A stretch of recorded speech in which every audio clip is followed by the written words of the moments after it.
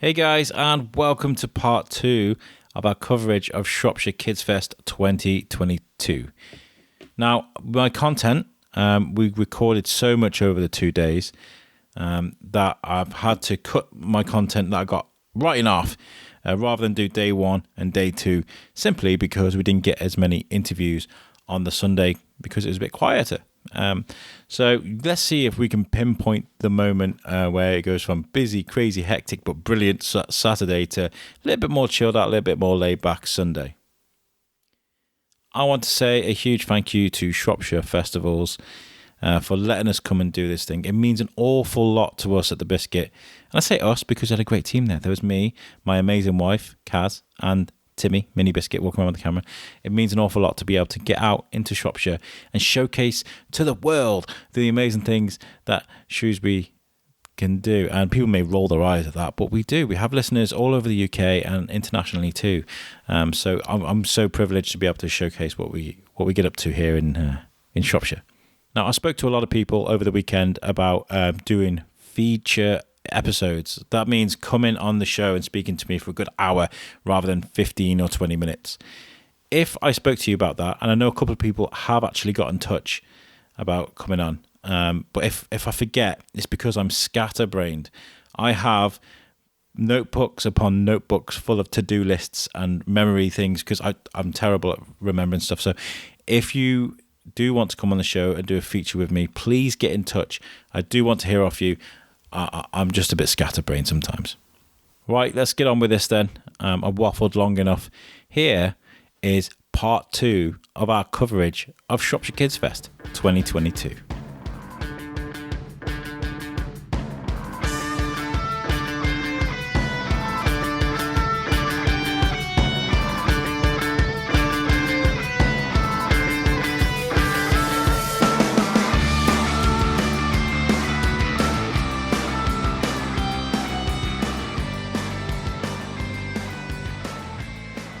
Really good. How are you, Gabby? You all right? Yeah, I'm good, thanks. Yeah, you must be exhausted. Yeah, I'm pretty tired already. We've got it all again tomorrow. All again tomorrow. Yeah, so Cheer Unleased, we spoke to you end of last year, was it? Or was it beginning of this year? Gosh. We first spoke at the Shrewsbury Food Festival. Yeah, we did. Wasn't it? And then I came to see you in Telford a while ago at the gym. I guess it's been a blur, hasn't it? Mm-hmm. An absolute blur. How have things been since then?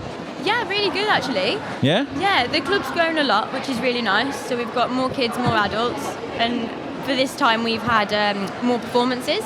So last time we just had the adults team, whereas this time we've had 2 different kids performances and the adult team as well. Yeah. So it's really things nice. growing. I follow you on Instagram. Your Instagram's really, really good. Oh, thank you. You see things growing and progressing and there's a real passion, and I love that. That's really good. How's it been today? Really good.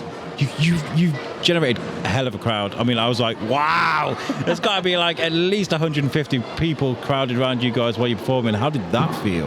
It was really nice. It was really nice to have that's the biggest crowd we've probably had. Yeah, it was a lot bigger than what the food festival, wasn't it? Yeah, so it was really nice. It's really nice for the girls because for most of them, and the boys, it's the first time they've actually done a performance in front of anyone or done cheer at all. So it's really nice for them to have that confidence boost that actually they're really good at what they're doing. So it's nice. Fantastic. And have you had lots of feedback, lots of people that, I'm interested in that with their kids? Yeah, we have. And some adults as well, which is really nice. Some men wanting to take part. So, really? Yeah, hopefully bigger and better team next time. That's really, really good. I really like that.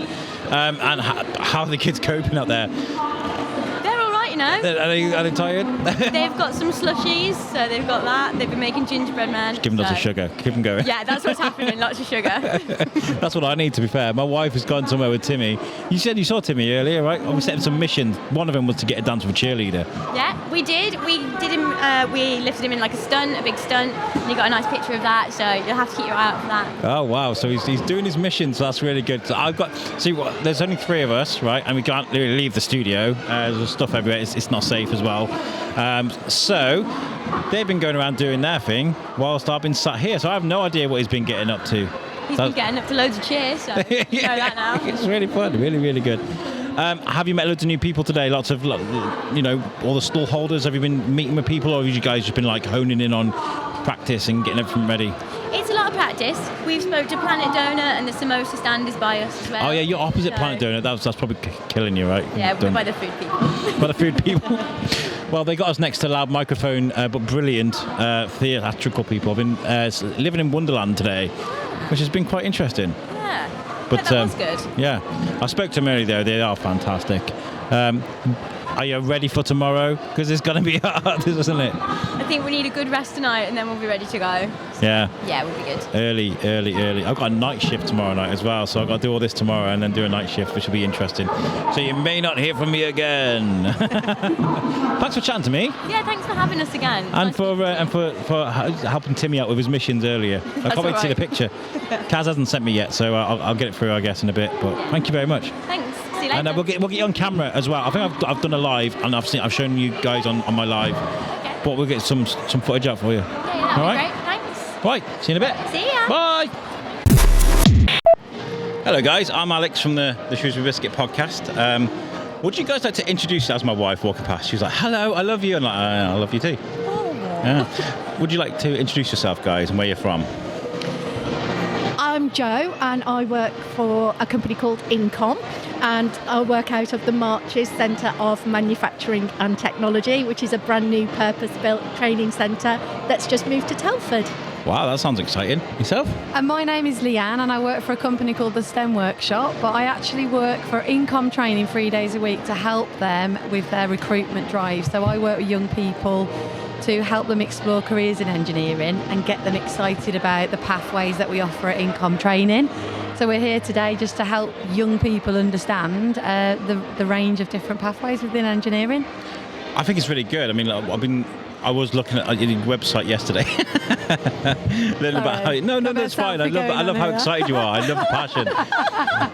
we were supposed to do this yesterday, but you guys got completely overwhelmed, a bit like everybody yesterday. Yeah. And I feel that's really, really good. There's a lot of people interested in engineering and building and using their minds, and that's what you guys are very much doing over there. And you can see it visibly, you know. And I think what's really good about Incom, they understand that we need to get at children while they're young, while they can be influenced. So I spoke to a lot of parents yesterday that are really keen to get their children engaged in engineering now, and they don't do it enough at school. So, you know, we're working to try and address that and help really improve that curriculum offer. And we do work a lot with the younger children as well as the older children to try and help them understand our pathways. So I always say I speak to can I just say, by the way, I don't own any of the music that's in the background, so nobody sue me for that, okay? Don't take my stuff down.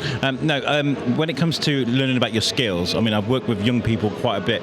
You don't know what you can do until you try it, right? And if you haven't, you've got to give someone the license to be able to try that. And I think that's where the STEM and yourselves come into, right? Yeah, that's it. We also offer what we call a pre-apprenticeship week, and that's for sort of children really from sort of secondary school age, and it's important for them to sort of come into the centre and have a go at sort of milling, turning and engineering techniques, because like you say, you don't always know what you want to do or what you're interested in till you have a go. And also, actually, I believe it's quite important to know if you don't like something as well. Yeah. Yes. Because what you don't want to do then is end up in a job that you really dislike. You hear about so many people that spend like 4 years at university doing something they really learn to hate.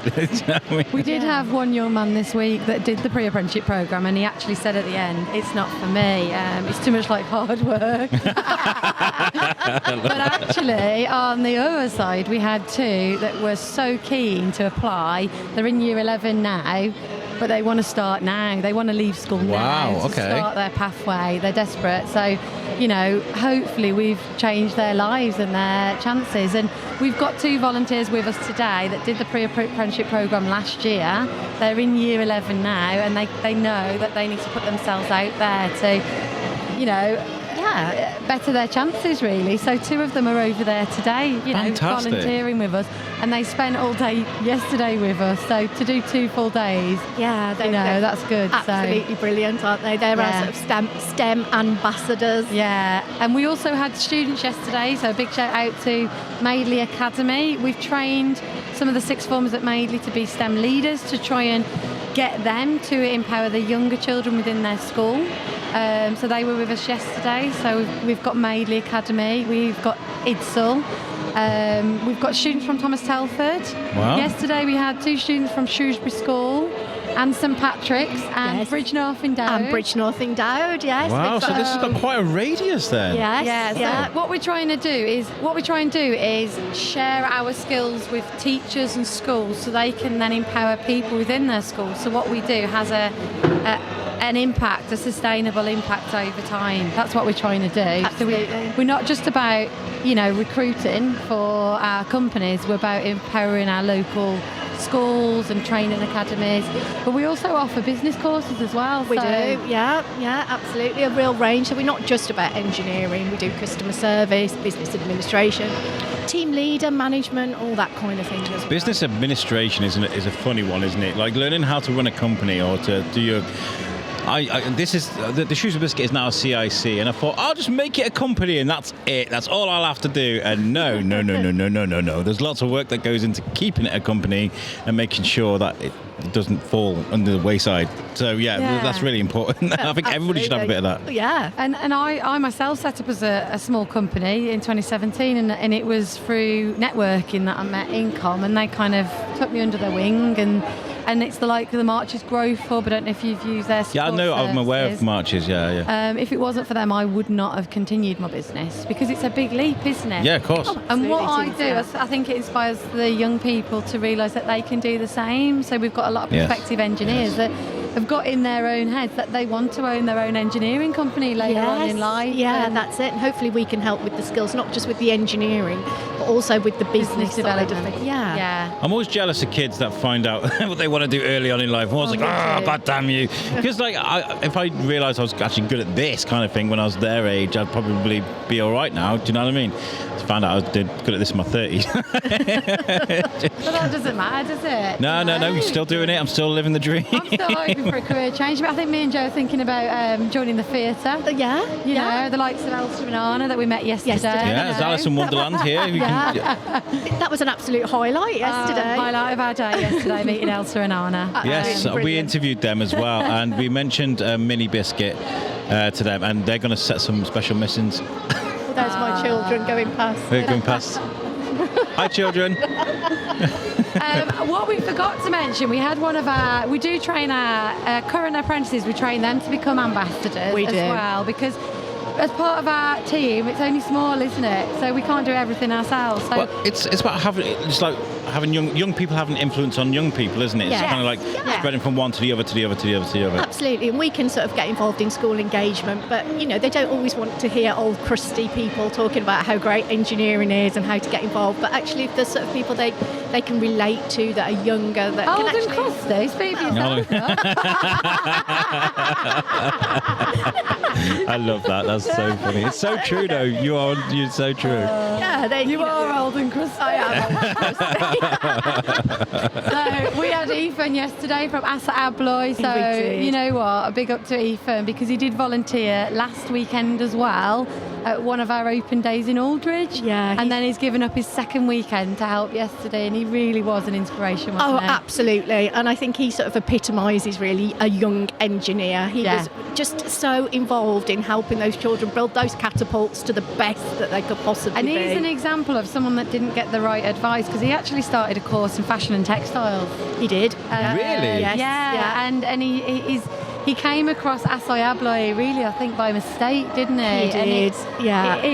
It was that lack of careers advice, and the amount of apprentices that we have that have gone onto the wrong pathway and then realise it's wrong for them and then come back to us. So we do have a lot of apprentices that have, gone into daily jobs like working at, a retail company, or we've had apprentices that have gone off to university and realised it's not for them, and then come back to us. So in fact, we've just started a couple of engineers that have got art degrees, and we're working in things like Greggs or Sainsbury's, and actually they've made the transition into engineering so seamlessly. I think because maybe they've got good hand-eye coordination, and they're absolutely loving what they're doing now.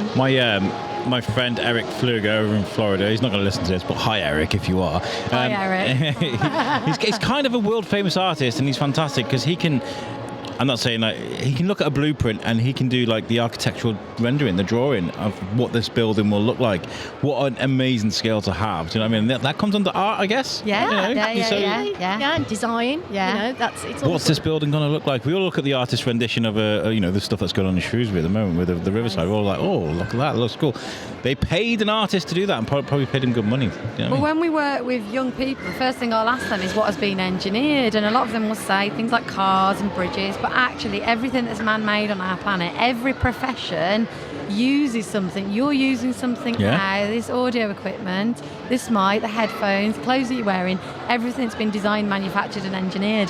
So everything on our planet needs to be touched by an engineer at some point. Absolutely. We need to use our science, our mathematical skills, our artistic skills, so people buy those products. So yeah. And it's about having pride in what you've made as well. There's nothing better than making something and be like, I did that. And going through that process where you sort of make a prototype, it might not be quite right, so you have to redo something. It's all about that process, I think, of trying to perfect it. Which was happening yesterday when they were making the catapults and refining them and firing them at my head. So let's talk about what you've got going on over there. What activities have you brought today for the kids to play with? So the STEM zone, the idea is it's exploring the world of engineering. So when they go into the STEM zone, they're immersed by the different career sectors. So we've got aerospace engineering, we've got product design, automotive, civil engineering, mechanical engineering, and sustainable engineering.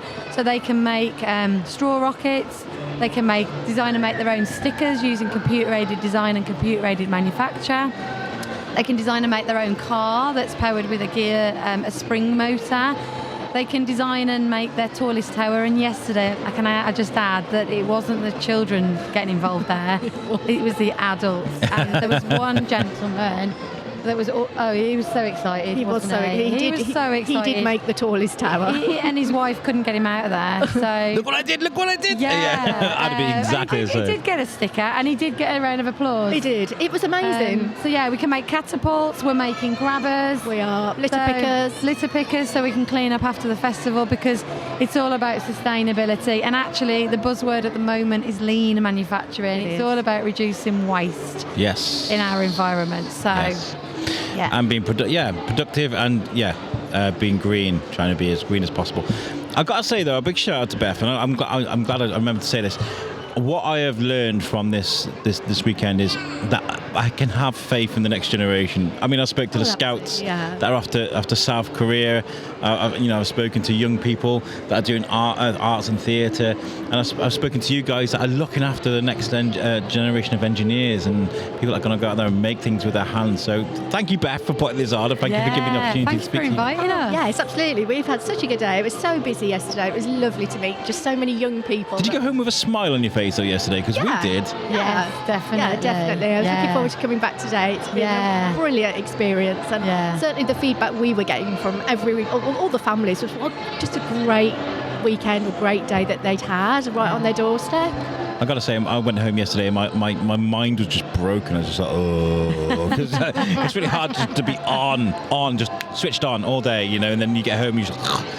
But when I got this morning, I was like, let's do it again. I wasn't I love this. Thank you, Beth, for putting this together. And thank you guys for coming to chat to me as well. Oh, thank you for having us. Thank you for inviting us, and thank you for Beth for inviting us. We will be back. I would love, actually, to do, if you wanted to put together a feature podcast, sit around and talk about this for an hour, bring some of your young engineers. I don't mind coming out to Telford to see you guys. Yeah, welcome. That would be awesome. I'd love to, bring some cameras, show what you guys actually do, and, really because I feel like it's really important what you're doing. I think we need to give a shout out to some of our companies that have actually given us their engineers to be ambassadors. So can you recall those companies? This is the test. I always feel. Yes. So Taurus Engineering, Filter Mist, giving us engineers. Bridge North Aluminium. Magna.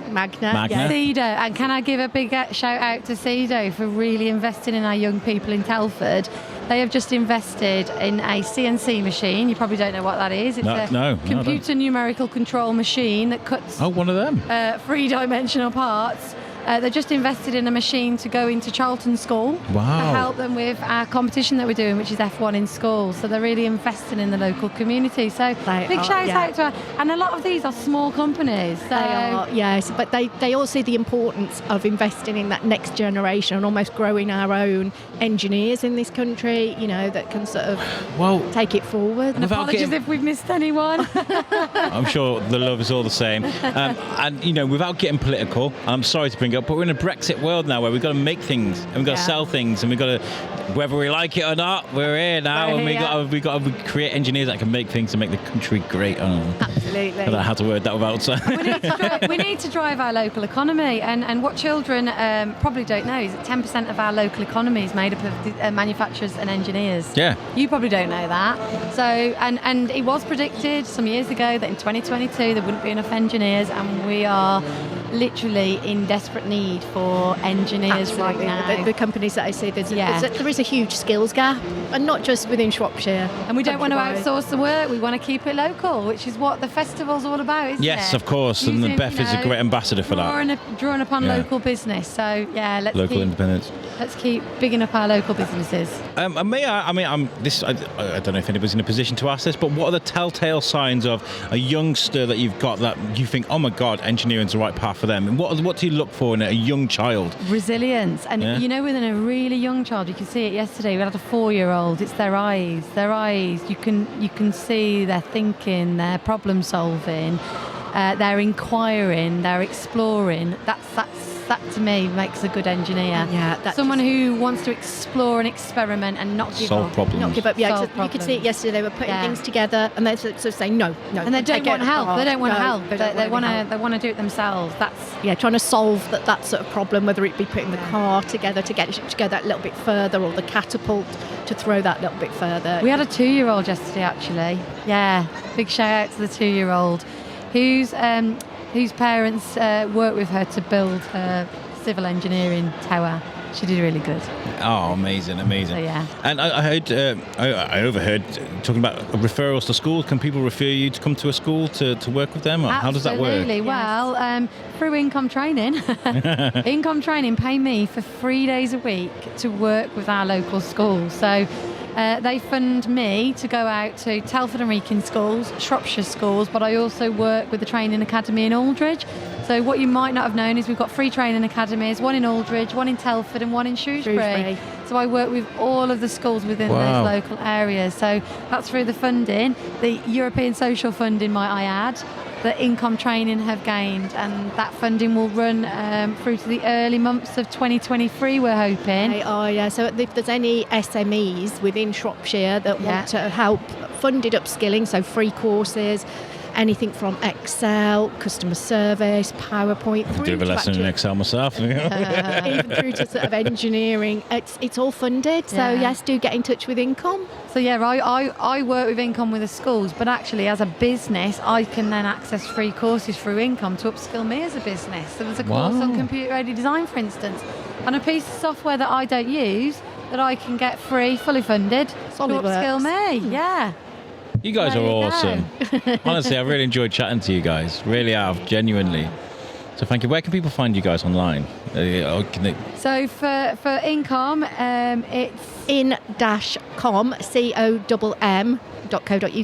Or you can also search for the Marches Centre of Manufacturing and Technology.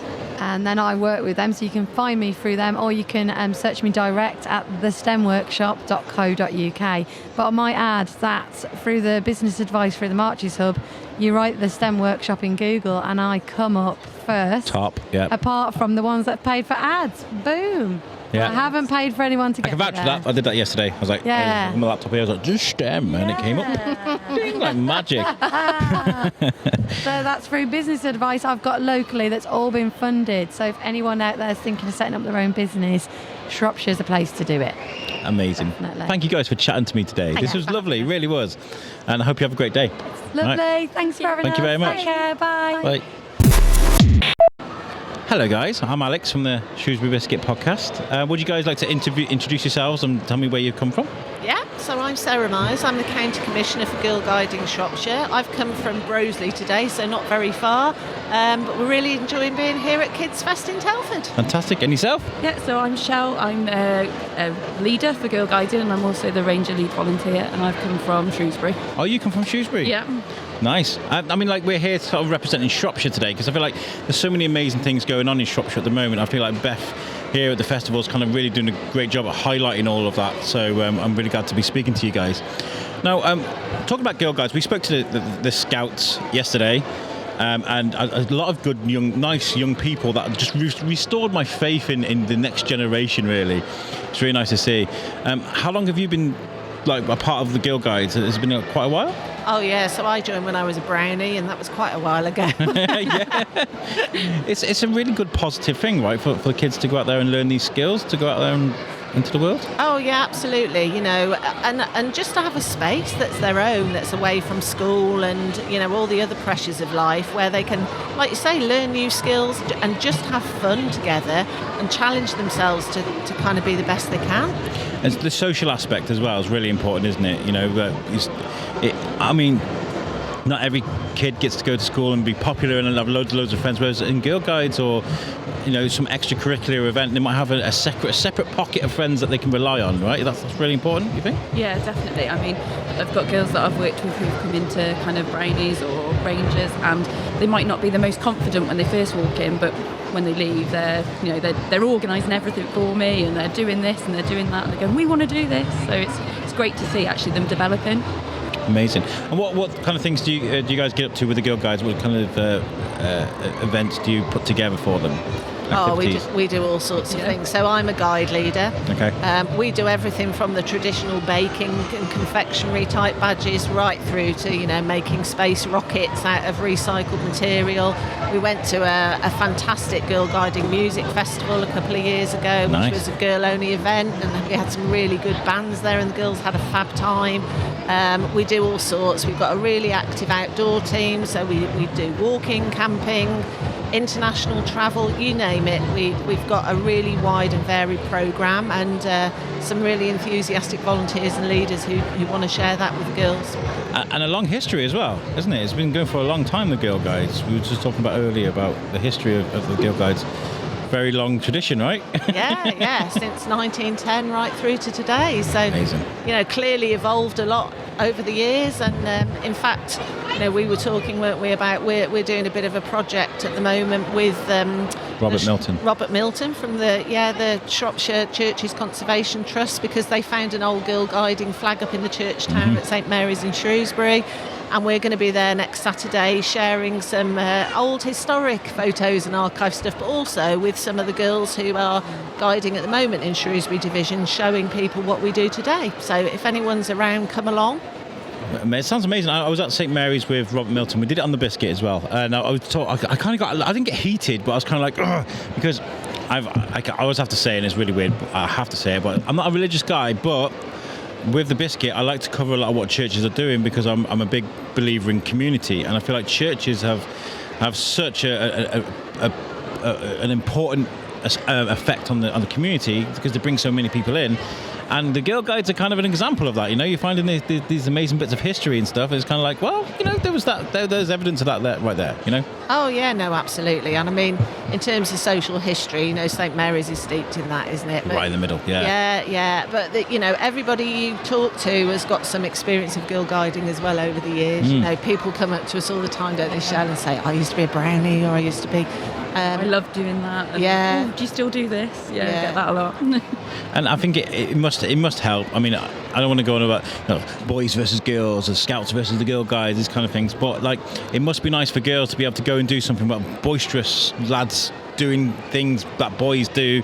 Is that kind of like the key thing there? Yeah, I mean, so my rangers, they say they really enjoy doing things, and they like doing it away kind of from the boys. They like doing things with the boys, doing things, but they do like having their own space. I mean, we've done things like camping in -5, and they said they love that, because they always have a little competition with their friends who do guys. We've done -5 camping, and they have this little bit of, you know, a bit of that going on. But we'll do all that, and they want to do all the fun things as well. And it's just nice that it's a girl-only space for them. So we're going axe throwing in a few weeks, hopefully. So that's what they've decided to do. So It's fantastic. Yeah. So what are you guys up to at the moment? Is there anything that you got coming up that you want to tell people about? Any events coming up that you got coming up? Yeah, so we've got the event next Saturday, 11 till 3 at St Mary's. We've got a water activity weekend hopefully coming up after Easter, and then we're going to be at Bliss Hill Museum on the 4th of June, celebrating the Queen's Platinum Jubilee. Taking us back a bit there. Yeah. So we're having a community picnic there. So again, if anyone's in Bliss Hill on the 4th of June, come and say hello and come and sing along with us. We've got a brass band hopefully coming, and we're going to be doing some games and some trails around the site. So we'd love to see you. Fantastic. And like, if you've got a young one that you think would be great for Girl Guides, how did they find you and sort of enrol? So they go onto the Girl Guiding website, and there's a part on there called Join Us, and you just follow the link through and it will talk you through it, and you just put all the details in, and it'll let you know where the nearest units are. Fantastic. Well, I think you guys do an amazing job. I think, honestly, if you're taking young minds and you're cultivating them into something good and something positive and independent as well, it gives you skills to go on and develop later on in life. I think you guys are heroes, honestly, and you are developing the next generation of things I can hope with. Do you know what I mean? So, thank you so much for what you do. Seriously, it's really good. Thank you. That's really lovely, and thank you for talking to us. No, it's been a pleasure. It really has. Thank you very much. Thank you. Great. Hello, I'm Alex from the Shrewsbury Biscuit podcast. Would you like to introduce yourself and where you've come from today? Hi Alex, I'm Natasha from Educating Kids Outdoors, or ECO. We are based at Weston Park, and we are all about getting kids outside, learning, connecting with nature and enhancing the learning that's going on in the classroom. So we welcome school visits during term time. We do curriculum-linked days where all outdoors, but we do days around particular topic themes such as Stone Age, creative writing, World War II, Victorian living, really anything that schools want to do. They're doing it in the classroom, and we then enhance that learning, but also bring in lots of forest school activities and outdoor adventures. And then during the holidays, we run holiday clubs at Weston Park, where we invite children just to come and hang out with us for the day, all outdoors. We start off in the morning going to the kitchen garden, where we harvest our own vegetables, we see what's growing, maybe we plant things, and then we take our produce up to the campsite, where we prepare it and we cook it and eat it, the best bit, alongside lots of forest school activities like den building and muddy kitchen. Mud kitchens, yeah. All that kind of stuff. It's fantastic, and I love this because a while back we spoke to Niall McCann, who is a National Geographic explorer. He's out there in Africa at the moment looking at conservation, and we during the podcast we were talking about I don't know if you remember a while during the pandemic when we could have that summer where we could sit out, and the quarry in Shrewsbury, there was just litter everywhere, and it was a big talking point across Shropshire for a while. And what Niall was saying is that maybe those kids that were out there had been severely disconnected from nature. And I know woodland work is kind of a new thing that's been included in the curriculum with schools. I've got a 7-year-old who's wandering around, you may have seen him, and he does woodland work, so maybe that will help reconnect the kids with nature and how they should conserve the natural habitat. I completely agree. I think you learn a lot in the classroom and from books, but experiential learning, kinesthetic learning is a really important pedagogy as well. I also think for teachers, taking the children outside, they see them in a completely different light. They see the very energetic children who might struggle to sit still in the classroom actually being very, very engaged and leading on some activities, demonstrating fantastic communication skills and problem solving. And you're right, if they connect to nature, they connect to the seasons personally, experiencing the cold, experiencing the rain, experiencing the sunshine, experiencing... Getting dirty. Yeah, it's really, really important. Sensory issues is huge. We've tried to bring a little bit of the outside here today by doing some work with sticks. We're doing whittling, we're doing clay, and children are touching the clay and almost recoiling and going, it's cold, it's wet, it's whatever. And it's like, it's just clay. But I think the sensory experiences of children has changed dramatically over the years as well, and it's important to get outside, get dirty, play with sticks, and enjoy the opportunities that it gives. I think it's very rewarding as well when kids get over that fear of, I don't know, even if it's like from early ages of walking bare feet on grass, having the grass in between your toes, or walking in wet sand, and there's a rewarding thing. I want to do that again. I want to learn more, and I think that what you guys are doing is fantastic, especially when it's like right on our doorstep in Weston Park. When did this begin? Is it a fairly new thing? Has it been going for many years? Like, how long has it been going for? So, ECO began a decade ago. In fact, February 2012. We're celebrating our decade. Hooray! Congratulations. Thank you. And it began just as a voluntary project in my son's primary school, St Andrew's Primary School in Shifnal. And the headmaster then, Adrian Marsh, was a very inspiring and great head teacher, and he knew that my background is in outdoors, and he told me about the forest school. And Shropshire Council had a forest school department, doesn't anymore sadly, it did then. And so I went on and I did my forest school training, and I started as a volunteer in my son's school. And then other teachers whose kids were there, the network grew, and during lockdown we started running holiday clubs throughout the whole summer, and Weston Park invited us to run them there. And then we started working in partnership with Weston in September last year, so it's very new, only 6 months. And so that's where we're based now. So I'm really excited how it's growing. As you say, the interest is huge. Families and schools are recognising the positive impact it has on children's mental and physical health. Yeah. And it's essential for the future of our planet and their understanding of the environmental impact that we're having. Do you think maybe, in a way, COVID kind of helped in a way? Because everybody's kind of went out, didn't they? They went and started exploring. I mean, Attingham Park, first of all, they were closed. And then when they opened the doors, everybody was like, right, let's go to Attingham. And it was just absolutely packed. You can see people just genuinely enjoying being out in nature. I think you're right, and I think the fact that it pushed people outside and to try new things, they felt better, didn't they? When we were all stuck inside and then we got to go out.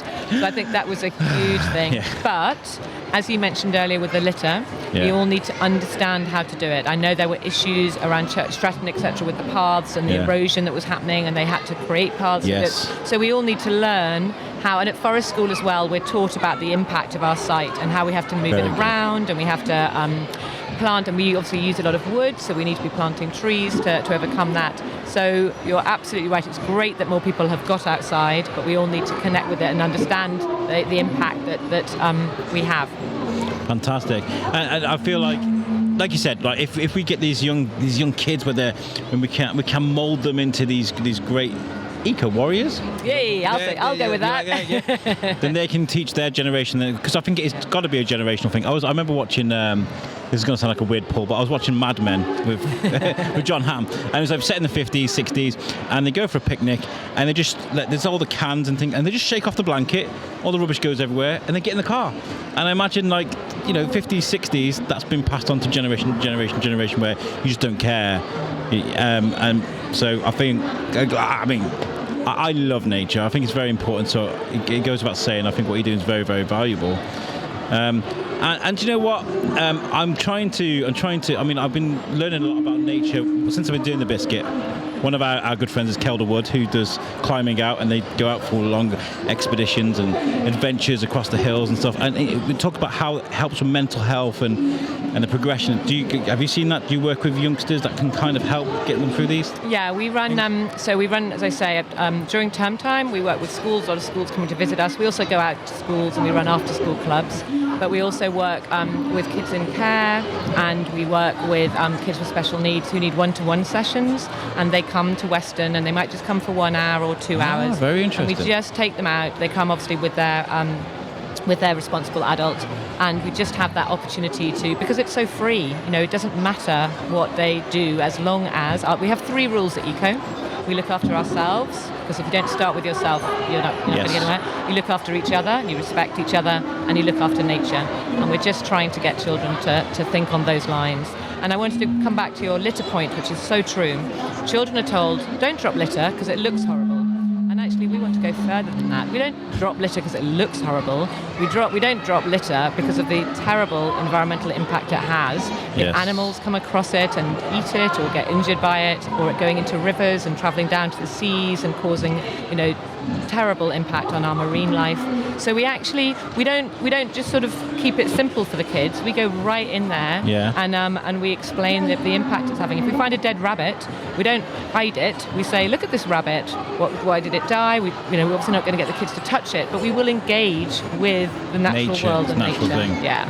And this is one of those things. I mean, I always talk about pets and animals and understanding, like, pets die and they move on. I think it's nature. It's really important to understand. That's really good as well. I like the way Springwatch does that. They're very open about talking about predatory animals and predators. We're doing clay animal prints back there, and one of them I did see them. Oh. Yeah, very good. And one of them's a sparrowhawk, and we have little cards with information about them, and it talked about their food. And a child picked it up, and I said, "So what does a sparrowhawk eat?" And she read down the card, and she went, "Birds. A bird eats a bird." So we had this whole conversation about birds of prey, that their main source of food is small birds and chicks. Yeah. And I could see her whole mind struggling a bit with a bird eating a bird. Well, we had Animals of Farthing Wood when I was a kid, and that was brutal, that cartoon was. Every week there'd be an animal that would snuff it, and we'd be like, oh my God, that was devastating. I remember actually Springwatch, one of the most memorable moments watching that was a magpie. And he was drowning a squirrel or something with his foot. He was like pressing his face in the water. I was like, oh my God, really intelligent, murderous animal, but fascinating to see as well. Yeah. And I've got a 7-year-old, and trying to teach him about nature. And we talk a lot about the food chain and how it works. And it's quite brutal to talk about. So it's good that you kind of take that gentle but important approach to it. It's very nice. Yeah. So you still going into schools, or are you just based at Weston Park now? So no, we go into schools. We really want to encourage schools to offer outdoor learning as part of their curriculum, ideally for our schools. Quite a few of them do it in early years, which is great. Some of them might take it up to Key Stage 1, years 1 and 2, and then they stop as if there's no need for it. And there's always a need for it, and there's always learning in the classroom that can be sort of added onto and extended outdoors. So we do CPD sessions for teachers, and we can talk about maths and English and how they can use the outdoors to enhance their learning.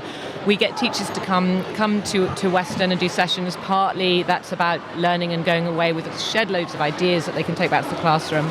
But also, just a bit of peace for the kids, for the teachers, to come and sit around the campfire, talk, share. They've been through a really, really tough time these past few years. And they haven't had much opportunity to talk because the staff room's often been out of bounds and things like that. So just for teachers to come together, talk about how they've dealt with it, how their kids have dealt with it. They tell us that they really, they enjoy that opportunity.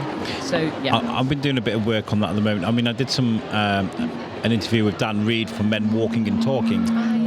And they do an amazing job. And there's something about getting out in nature and having a good walk. And I wanted to plan a weekend away with a couple of guys, get our hiking boots on, sit around a campfire somewhere, go up the mountains, and even if we take a couple of beers and dispose of them properly, or do you know what I mean? Do a guy thing, but out in the mountains. I think it'd be a great idea, because there is that correlation between walking, talking, nature, and a bit of camaraderie as well. I think that's really one of our team, actually, he supports that, and he's ex-army.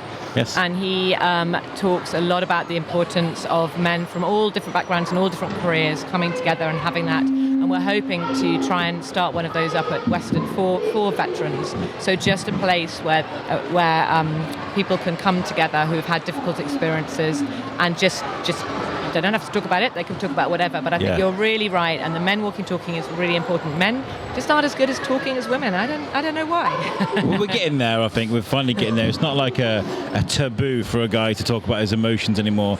And as well with nature, I mean, I feel like this next generation that we're moving across do actually really care about the environment and becoming more green and carbon friendly and stuff. So that is really good. I mean, I'm seeing now after years and years doing these interviews, conversations changing a little bit, I mean, I know we had that conversation about the quarry, but from what I understand, the next generation of kids, they do worry about the environment, which is good. I think you're right. Interestingly, we've put a piece of paper on our stand here that just says, how are you feeling today? And I wasn't sure whether people would be comfortable writing down their emotions.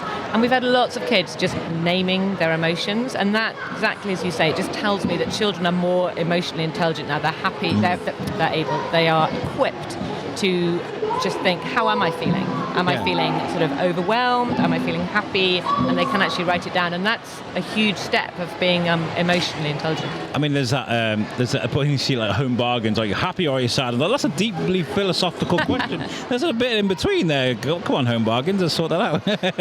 There's a challenge for them. Yeah, great. There's always a middle ground, isn't it? I love what you do. I think it's fantastic. And you're in the right corner as well, because you buy STEM there and the creation station, lots of hands-on work there, and lots for the young generation to think about. Go away and think about.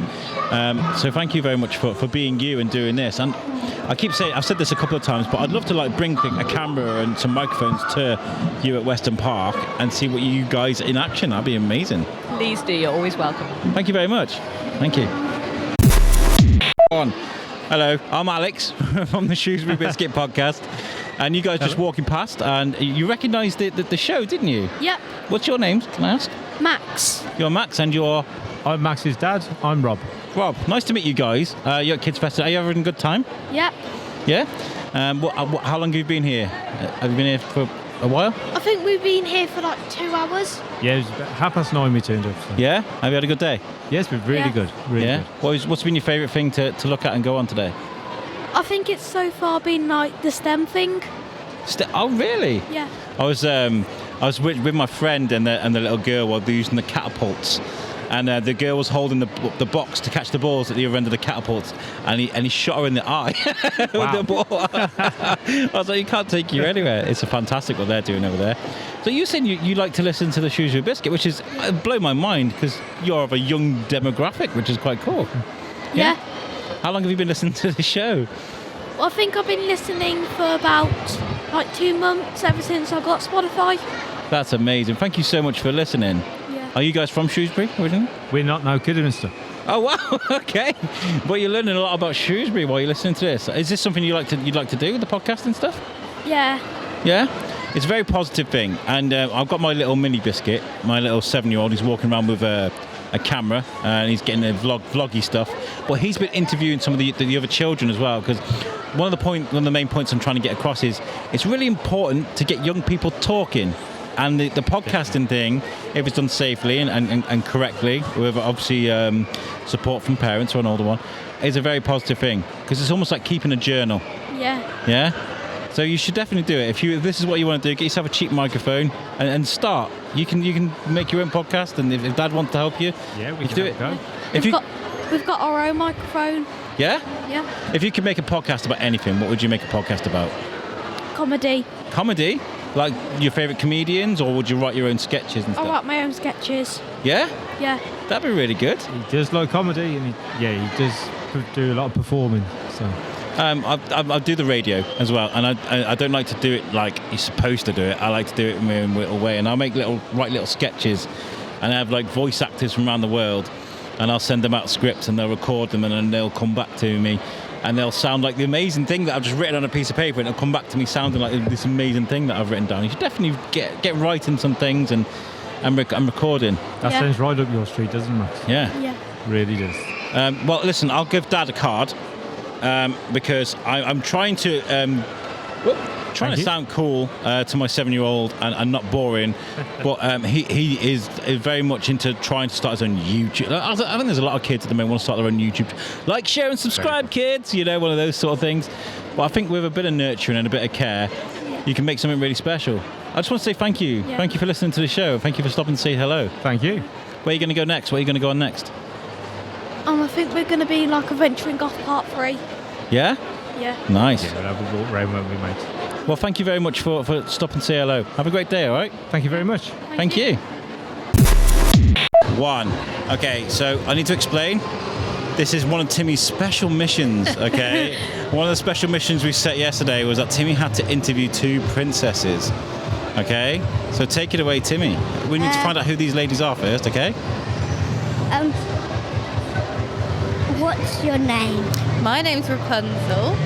And bonjour, my name's Belle. Thank you so much for having us. Is this your first time at Kids Festival? No, it's not. Do you know we like to come every single year? Yeah? Yeah, we really do. It's brilliant. Which is your favourite activity? That's a very good question. Well, today, Pirates and Princesses did a little music class called Boogie Babies. That was so much fun. We had all the instruments, and Rapunzel sang some songs with us, so that was pretty good. There's a candy cane slide for there that kind of looks like Rapunzel's tower. I said that earlier, actually. I would quite like to have a climb up that, I think. We should go and look for Pascal over there. Yeah, I've lost him today, actually. So me and Pascal play hide and seek a lot, and he's very good because he can change colour. So he's lost somewhere in here. So if you do see him, you'll have to let me know. Have you seen him about, Timmy? No. No? Keep your eyes open, and please let us know if you see Gaston, because he's not meant to be here, but sometimes he likes to make an appearance. Yeah. So you come and let me know if you see Gaston, okay? Okay. Thank you so much. He's my ultimate hero, Gaston. Really?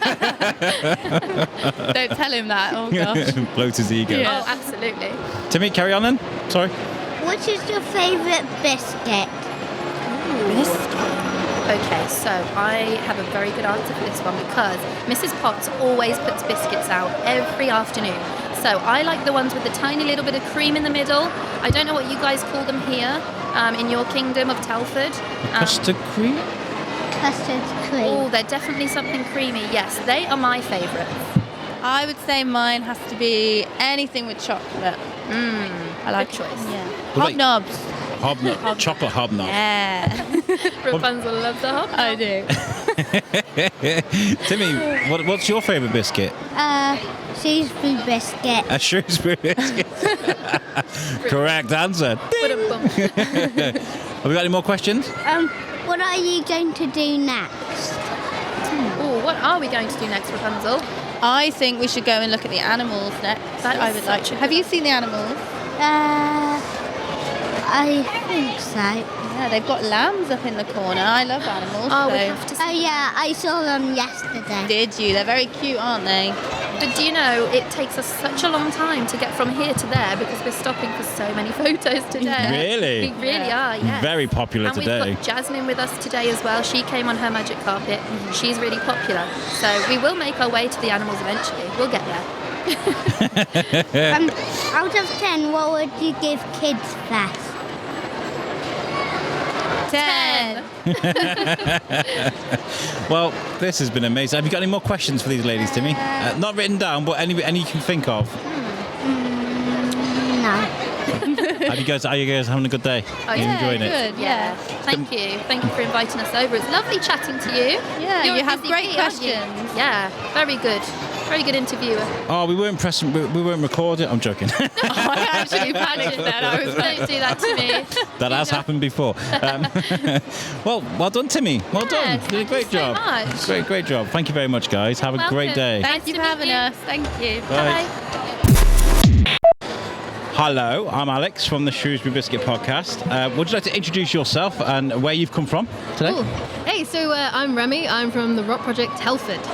Nice to meet you. Nice to meet you. I've been hearing quite a bit about you and what you guys are doing because I'm a big fan of Jack Black. I love Jack Black and Tenacious D. And we watched one of Jack Black's movies the other day. What did we watch, Timmy? School of Rock. Yeah. And he absolutely, I adore it too. And there's a similarity in what you guys are doing, right? There is, yeah. There's quite a bit of similarity. And sometimes I find myself teaching and I'm like, that was so Jack Black of me. It just kind of comes out. I can't help it. It's like, yeah, man. Where did this idea come from? So basically, the Rock Project's been around for, don't quote me on this, probably 15, 16 years. Wow, okay. And I actually started at one when I was a kid. Really? But yeah, back in little old Wales. In Wales? Yeah, back in Wales. And I went for guitar. I was like, I want to be a guitarist like my older brother. And he taught me a couple of chords before I went. And then I went along and saw the drums and went, yep, that's the one. And just started playing We Will Rock You on the drums. And then I was hooked and wanted to go back ever since. And it's so funny how something can just grip you, isn't it? 100%. And it did. After that, I was like, this is the only thing I want to do with my life. And then a number of years later, I was chatting to my mom and we just decided we should get a rock project. We should do this. We should bring it to Telford. And now 12, 13 years on, we are currently the only rock project in the UK to actually have our own dedicated building as well. So, Nice. Yeah, so just it was 2018.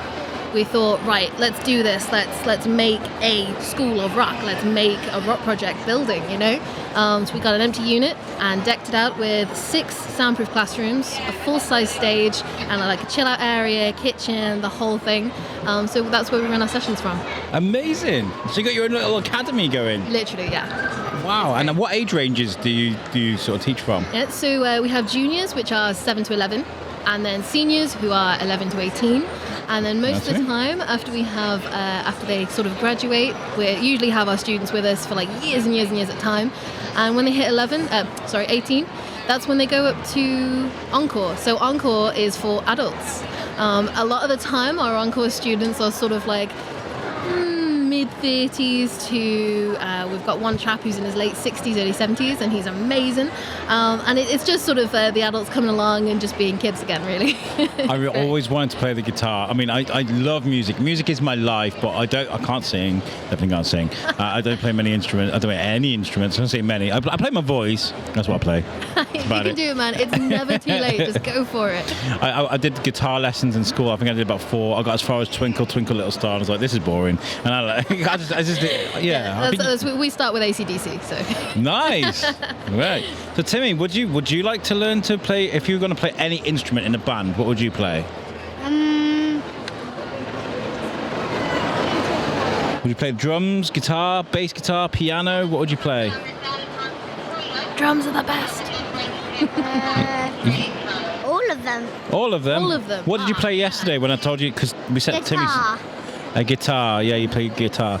We set Timmy some special missions this weekend, and one of them was to rock out with the rock project. Amazing. I hear you did really, really well. Yeah? Oh, that's really great to hear.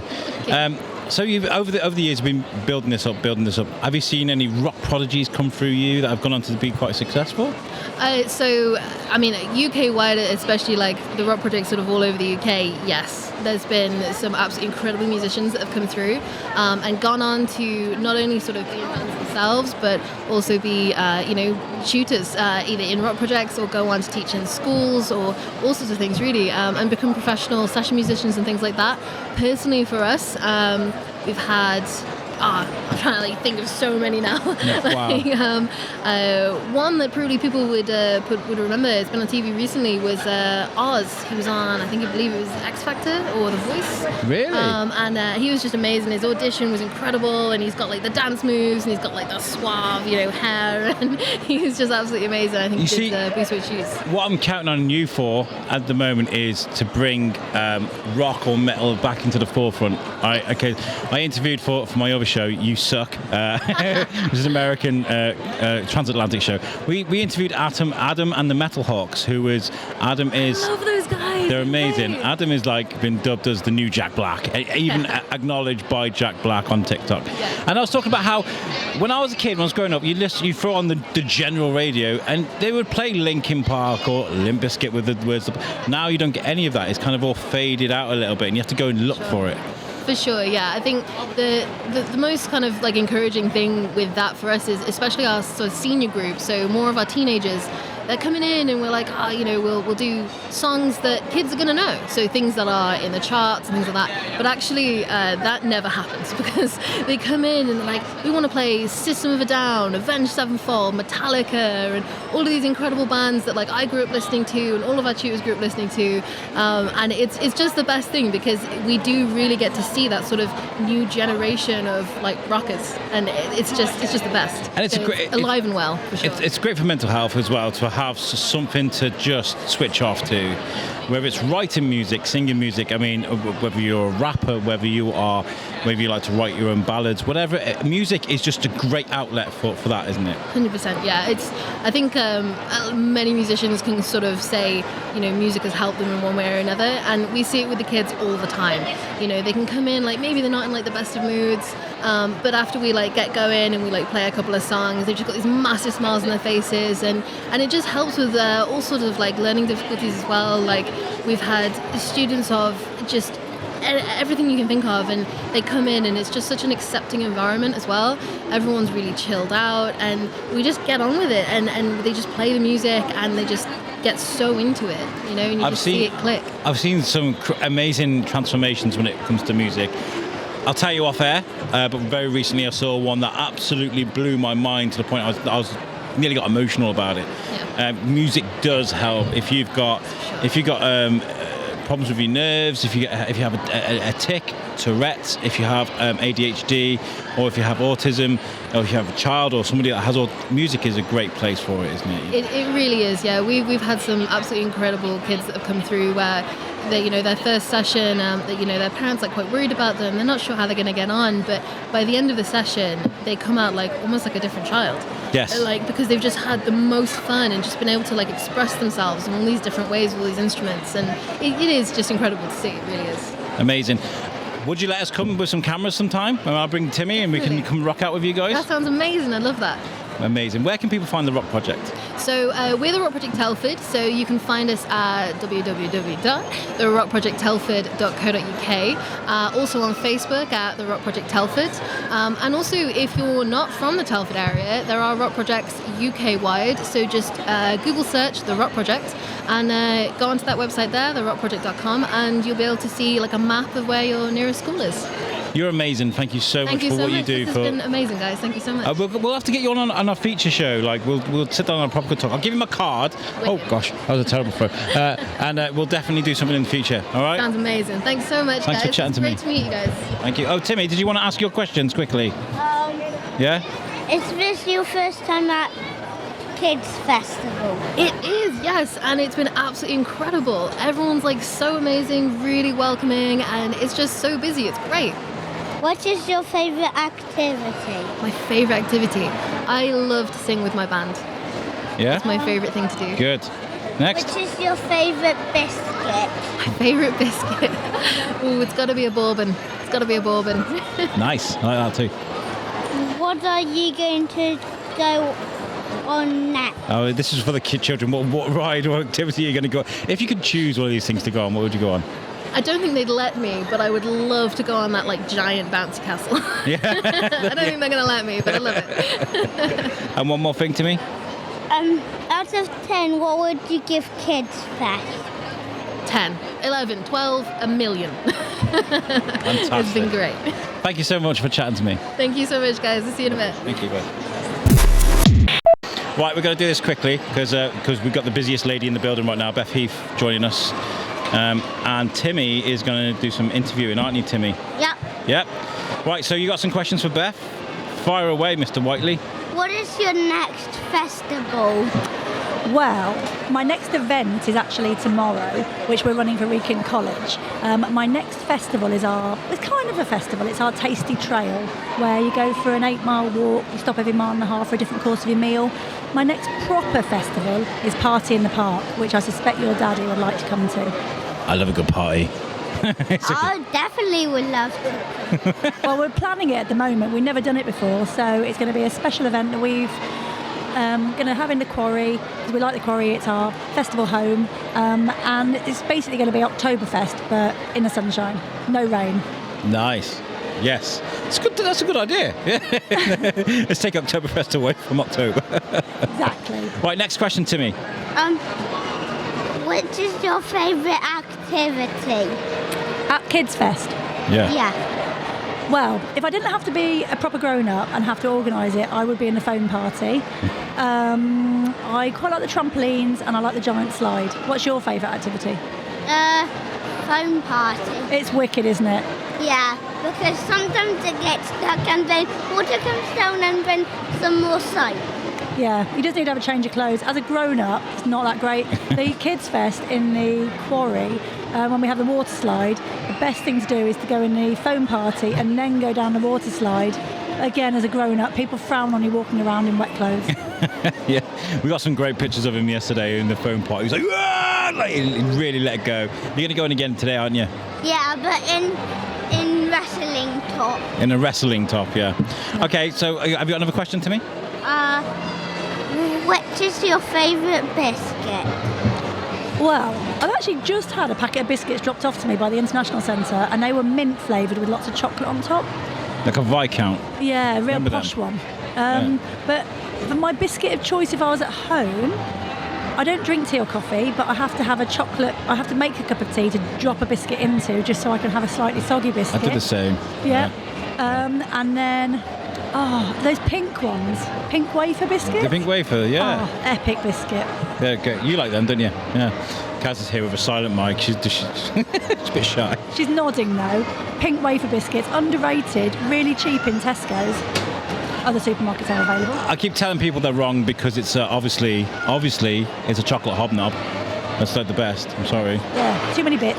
Right, Timmy, moving on. Out of 10, what would you give Kids Fest? As an organiser, a child or a parent? All three? You do all three? Yeah. As an organiser, Saturday I would give a 7. Sunday I would give a 9.5 because we've sorted out all the issues that we have on the Saturday. As a parent, because my kids have both been here, I'd give it a solid 9.5 because there's always improvement. As a child, my question would be to Timmy. Timmy, what do you give Kids Fest out of 10? A billion out of 10. Brilliant. I'll take that all day long. If you can leave me a Facebook review, that'd be appreciated. Have you got any more questions, or is that it? That's all you've got. But Beth, I want to say a huge thank you because of all the people I've spoken to, everyone's talked about how positive this thing is. Like I've spoken to the scouts, the girl guides, I've spoken to the guys at the STEM and the creation station, and you know there is so much going on here that is just so brilliant towards society. You get the scouts that are creating adventurers, the girl guides that are giving girls independence to go and do these things, and STEM are making the new engineers, and even the coding guys over there. There's new things, and you're illustrating that. So thank you so much for bringing this all together. Yeah, well, the whole point with Kids Fest originally was my kids are 7 and 11. I didn't want to just have the inflatable stuff that everyone would expect at a Kids Fest. So part of everything we do is trying to actually make it so when people have a day out, they discover something new that they didn't know before, or they find a rock school that you've just been interviewing, and the kids decide they want to be the next guitarist or whatever. It's opening kids' eyes up that maybe don't have the opportunities at other events they go to that are just about the big inflatables, that there is more to life than all of those things, and actually try something, put down a mobile phone for a bit. You don't need it. You can decorate a gingerbread with your dad, or you can do some coding with your mum, and actually you'll have a really nice family day out, and you don't need any screens to make it happen. It's kind of always our ethos. But you know, we can single-handedly, each of us, podcast included, that make it so the kids have just a different experience every time they go out, and that's what it's all about. Well, I had a kid, Max. Shout out to Max. He walked. This kid walked past with his dad, and he's like, "Oh my God, I listen to them on Spotify when I come off to school every day." Yeah. And he came and spoke to me and talks about how much. And they're from Kidderminster, and his dad didn't even know he listened to the show. It was amazing. That's epic. So like, even just for Max alone, I'm very happy that we came here, and so we managed to impact in someone's life. So. Well, you just do. I think you underestimate what the podcast does, because there's kids like Max who are listening in their bedroom, and you're giving them a window to a world that they don't get to see. Yeah. And so that's why he's coming home and listening to it every day, because it's an exciting world. It's much more interesting than Big Brother, because you're talking to real people who are having real lives, doing real experiences, and that's what the best podcasts are, and that's why you're the best. Oh, bless you. Thank you very much. Well, Beth, always happy to help you with everything you're doing. Thank you so much for coming here, and I'm sorry to take you away from. It looked like you're having your lunch, and I feel really bad, but I wasn't. I was skiving. You caught me skiving. Thank you very much. Right, thank you, Timmy. Thank you. Right, so this is our last bit, Timmy. We're going to close up now because I've got to finish early because I've got a night shift tonight. Have you had a good time? Yeah. Yeah? Are you eating Watsits now, aren't you? Yeah. Yeah? Yeah. Are you hungry? Yeah. You've done all that walking, haven't you? You walked miles. Yeah. Yeah? Yeah. Once I've packed up, you're going to go and have a really good play. You got 3 hours to go and play. I want to say thank you, Timmy, for your contribution this weekend. You've done an amazing job of getting interviews, for your recording the vlogs, and you completed now we've spoken to Beth, you completed every single special mission. So your prize is this brownie. Congratulations, Timmy. You win a brownie. Well done, mate. Congratulations. And that's especially for you because you did a great job. Have you enjoyed it? Yeah? You're nodding. He's nodding on the podcast, guys. Nodding on the audio-only podcast. Right, guys, thank you so much for listening. We're going to leave you, and I want to say a huge thank you, goes without saying, thank you to Beth and to Claire and to all the guys at Shropshire Festivals that built this with their bare hands, to everybody that's spoken to me. All the people at Kids Festival, not all the guys. All the kids, all the guys, all the girls, everybody that's stopped and said hello. And if we've got a few new listeners because of this, make sure you stick around. There's lots coming up with the Shrewsbury Biscuit. We've got lots of festivals, lots of events, and we've got a very exciting year planned for you guys, and thank you for taking interest. Also, I want to point you out to our website as well, which is the Shrewsbury Biscuit podcast.co.uk. All of our content is available on there. I'm a bit slow sometimes updating it, but I do get it all on there as quickly as I can. And you can press play. You can press play straight from the website and listen to the audio there. That's if you don't want to listen to the podcast on Spotify, iTunes, Podbean, wherever you get your podcasts from. Right, and also as well, make sure you check out our YouTube. That's worth a mention because we're releasing vlogs and stuff as well. So all these events we go to, we tend to make a vlog as well. So take a look at our YouTube. We definitely made a vlog for Kids Fest. So, catch you guys next time from Kids Fest 2022. We bid you...